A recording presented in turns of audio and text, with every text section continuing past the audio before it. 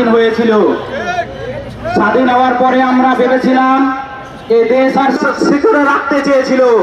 তার ফলশ্রুতিতে 1971 সালের যেমন দেশ স্বাধীন হয়েছিল, দেশ স্বাধীন হওয়ার পরে ভেবেছিলাম এইভাবে আর হয়তো বলতে চাই এই বিচারের তালবাহানা না করে চালানো হয়েছে এই গণহত্যার বিচার অতি সত্তর